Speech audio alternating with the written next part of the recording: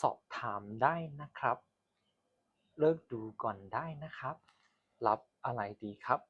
ဒီနေ့ကတော့ဆေးရောင်တုံးလို့ရမယ်ထိုင်းစကားတွေကိုလာ sharing လုပ်ပြီးမှာဖြစ်ပါတယ်ဒီဟာကတော့ကျွန်တော်မေးတဲ့သူတွေအများများရင်လုပ်ပြီးပါအောင်ဆေးရောင်တာနဲ့ပတ်သက်ပြီးတော့ဆေးရောင်တာဆိုရင်ဘယ်လိုပြောမလဲဆိုတော့အဲ့မျိုးခဏခဏလာမေးကြကျွန်တော်လည်းလုပ်မယ်ဆိုအခုချိန်ကြီးမလုပ်ဖြစ်ဘူးဒါပေမဲ့ဒီနေ့မှာတော့လာ sharing လုပ်ပြီးမှာဖြစ်ပါတယ်ပထမဆုံးအနေနဲ့ဗာလဲဆိုတော့รับอะไรดีครับรับอะไรดีครับรับอะไรดีครับรับส่วนละแค่ดีอะไรส่วนบาเลยดีส่วนกาวดีครับส่วนคำนี้รับอะไรดีครับส่วนบาเลยละแค่มาเลยဗျ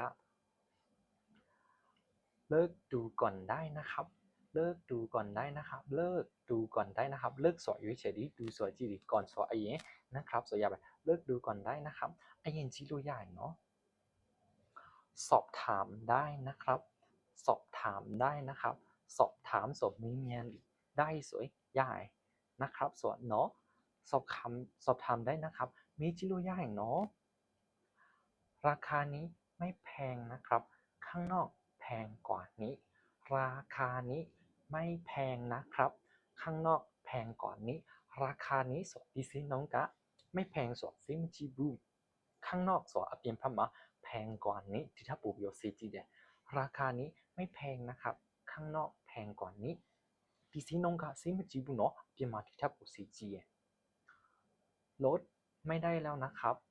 ลดไม่ได้แล้วนะครับลดสอโชดีไม่ได้สไม่ยาบูแล้วสอทับแล้วสอปีโด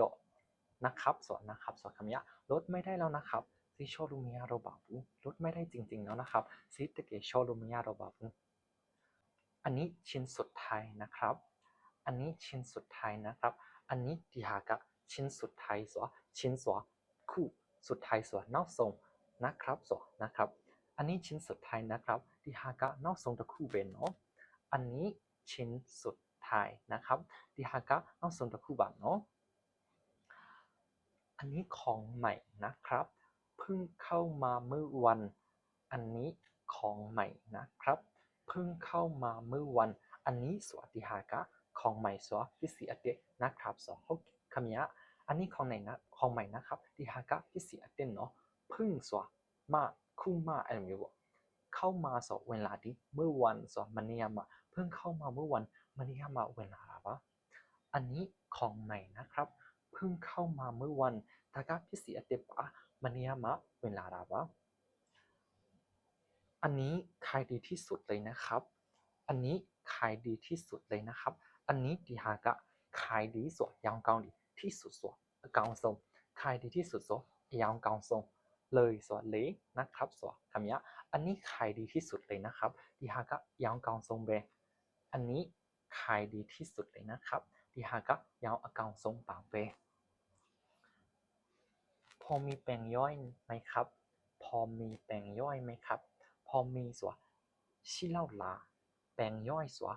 อจุยไหมครับส่วนตลาพอมีแปลงย่อยไหมครับอจุยเลชิบาตลาชำระแบบไหนครับ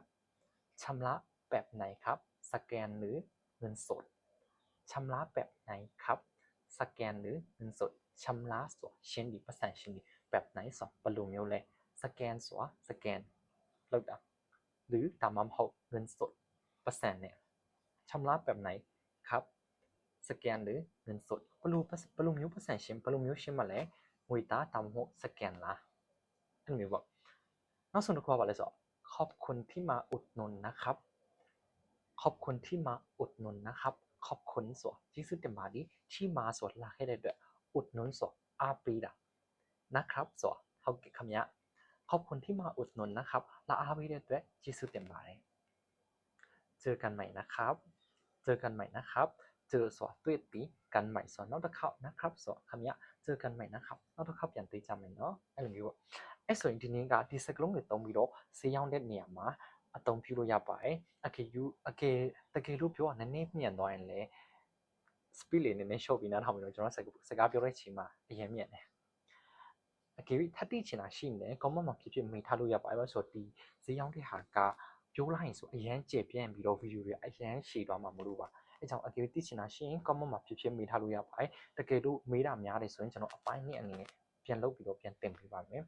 အားလုံးကျေးဇူးတင်ပါတယ် on คือပါထိုင်းပါစကားတွေကိုမျှဝေပေးနေပါတယ်နောက်ဗီဒီယိုတွေမှာတွေ့ကြပါမယ် follow လုပ်ထားဖို့မမေ့ပါနဲ့